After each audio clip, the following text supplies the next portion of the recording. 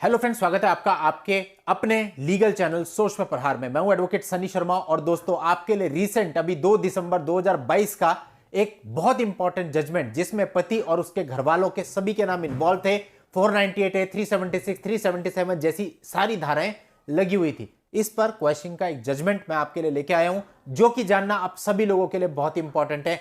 आपको ऐसे जजमेंट जिनमें पति या उसके घर वालों के द्वारा कोई गलती की जाती है वो जानना बहुत जरूरी होते हैं, क्योंकि अगर आप कोई स्टेप ले रहे हो और आप सेम मिस्टेक करते हो तो आपको कोई परेशानी का सामना करना पड़ेगा जिस परेशानी का सामना उन्होंने किया। लेकिन अगर पहले से आपको उस गलती का पता है, अब जैसे फॉर एग्जांपल आज का जो जजमेंट है ये आपका क्वेश्चन पर है, यानी 482 सीआरपीसी में जो क्वेश्चन पिटीशन डलती है। अब अगर आप इस गलती को पहचान लेंगे तो जाहिर सी बात है फिर जब आप अपनी पिटीशन फाइल करेंगे आप उसमें वो गलती नहीं करेंगे और आपको उसका फायदा मिलेगा। लेकिन दोस्तों मैं बहुत दिन से आपसे रिक्वेस्ट कर रहा हूं कि smart life with Sunny Sharma जो कि हमारा नया चैनल है उसको सब्सक्राइब कर दें, और बहुत सारे लोगों ने उसको सब्सक्राइब कर दिया है। 500 सब्सक्राइबर कल उस पर कंप्लीट हो गए, जिसके लिए आपका बहुत बहुत धन्यवाद। लेकिन दोस्तों इतने से काम नहीं चलेगा, आपको थोड़ी सी फुर्ती दिखानी पड़ेगी और फटाफट इस वीडियो के नीचे डिस्क्रिप्शन में जाना पड़ेगा, वहां उसका लिंक है, उस लिंक पर क्लिक करके फटाफट उस चैनल को सब्सक्राइब करके सब्सक्राइबर की संख्या 1000 से ऊपर करनी पड़ेगी, तब जाके उस चैनल की कोई रीच होगी और तब जाके उस चैनल पर इसी प्रकार का कंटेंट आपके लिए आ पाएगा। तो मैं आज उम्मीद करता हूं कि मैक्सिमम लोग उस चैनल को सब्सक्राइब कर देंगे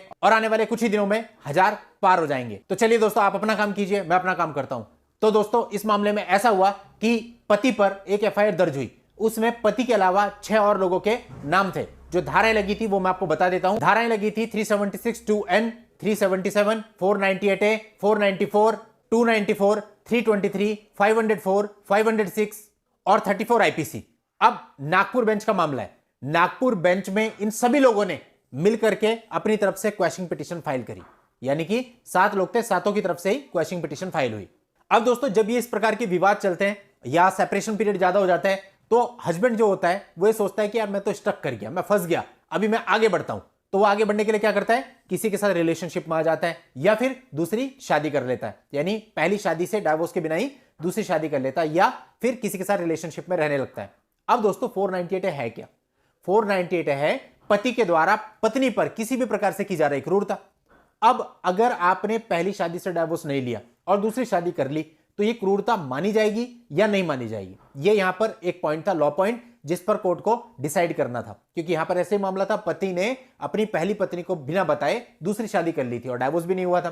तो ऐसे में कोर्ट ने कहा कि भाई अगर इस चीज को हम क्रूरता की श्रेणी से बाहर रख देंगे तो ये जो 498 ए का मकसद है उसको ही विफल कर देगा। ये तो सीधी सीधी क्रूरता है, यदि आप दूसरे के साथ जा रहे हो तो इससे आप अपनी पत्नी पर मेंटली बहुत ज्यादा क्रूरता कर रहे हैं और इसको 498 की क्रूरता की श्रेणी में माना जाना चाहिए। यानी कि कुल मिला के इससे आप ये कह सकते हैं कि यदि आप किसी के साथ रिलेशनशिप में हैं अपनी पहली शादी के दौरान या फिर आपने दूसरी शादी कर ली है अपनी पहली शादी से डाइवोर्स लिए बिना, तो ये आपके पार्टनर पर क्रूरता है, और जो क्रूरता होगी अगर लड़के की तरफ से होती है तो 498 की परिधि में भी आएगी। तो ऐसे में ऐसा कृत्य आपको 498 में भी सजा दिला सकता है, और इस पर मैंने पहले भी वीडियो बनाया था आपको इसी तरह से यही चीज बताने के लिए, और अब इस पर यह जजमेंट भी आ गया। इसके अलावा भी दोस्तों इस मामले में एक बहुत खास चीज है जो मैं आपको वीडियो के अंत में बताऊंगा, पहले आप पूरे मामले को समझ लें। अब दोस्तों यहां पर कोर्ट की जो वर्डिंग थी वो इस प्रकार से थी, पहली शादी के अस्तित्व के दौरान पति के द्वारा दूसरी महिला से शादी करना एक ऐसी चीज है जो पहली पत्नी के मानसिक स्वास्थ्य को आघात और गंभीर चोट पहुंचाने की सबसे अधिक संभावना है। और लास्ट में इसमें एक लाइन जोड़ दी कि जब तक कि वो पहली पत्नी की सहमति के बिना किया गया। पर दोस्तों इसमें मेरा ओपिनियन ये है कि यहां पर सहमति या ना सहमति होने का फर्क नहीं पड़ेगा, बिकॉज एक क्राइम तो आप कंडक्ट कर ही रहे हो अगर आप ऐसा करते हो, और उस क्राइम की वजह से आपकी जो पत्नी है उसको मानसिक आघात भी पहुंच रहा है और उसको बहुत आसानी से साबित कर सकती है, और पूरा बर्डन आपके ऊपर आ जाएगा कि इसी वजह से उसने 498 किया क्योंकि आप उसके साथ रिलेशन में थे या आपने दूसरी शादी कर ली थी, और उसके बहकावे में आकर या उसके कहने सुनने में आकर वो आपके साथ क्रूरता करता था, जिसकी वजह से उसका घर खराब हुआ और उसको 498 में आना पड़ा। तो कुल मिला के आपने अपने पैर पर कुल्हाड़ी मार ली। अब जो मैं आपको बता रहा था कि इस मामले में एक और चीज है, एक और गलती है, वो ये है कि 7 लोगों पर मामला दर्ज था और उसमें सेकेंड मैरिज का भी एलिगेशन था, 494 था, और ऐसे में 7 लोगों ने कंबाइंड पिटीशन फाइल करी।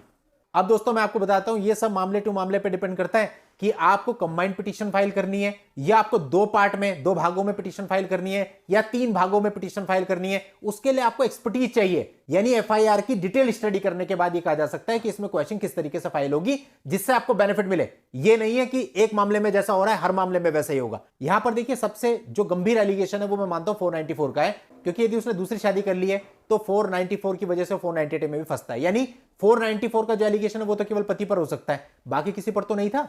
तो बाकी जितने लोग थे उनकी तरफ से कंबाइंड पिटीशन फाइल होनी ही नहीं चाहिए थी इन माय ओपिनियन।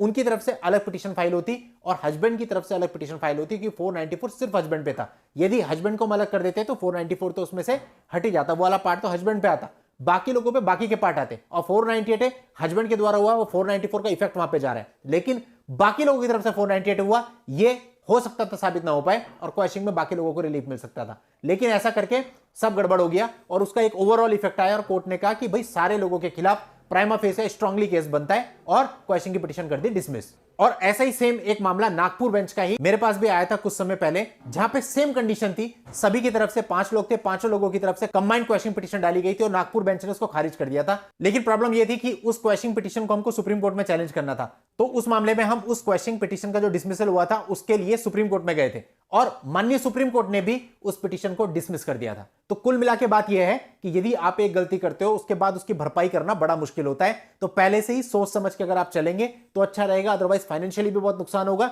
टाइम भी बहुत खराब हो जाएगा और धाराएं बड़ी हैं तो हो सकता है उस दौरान में आपकी गिरफ्तारी भी हो जाए। तो दोस्तों बहुत ही संभल करके यहां पे आपको चलना होता है। तो ये बिल्कुल लेटेस्ट अभी 10 दिन पहले का ही जजमेंट है, आप लोगों के बहुत काम आएगा और आप लोगों की हेल्प के लिए जजमेंट किया जो लिंक है वो मैं इस वीडियो के नीचे डिस्क्रिप्शन में दे दूंगा, वहां जाके पूरे मामले को पढ़ लेना, अच्छे से समझ लेना और आगे बढ़ने से पहले 10 बार नहीं 100 बार नहीं, जब तक आप सेटिस्फाई नहीं होते तब तक सोचना, उसके बाद कोई स्टेप लेना। चलिए दोस्तों आज के वीडियो में इतना ही, नेक्स्ट वीडियो में नई जानकारी के साथ मैं आपसे फिर मिलता हूं, तब तक के लिए good bye and thank you for watching, take care.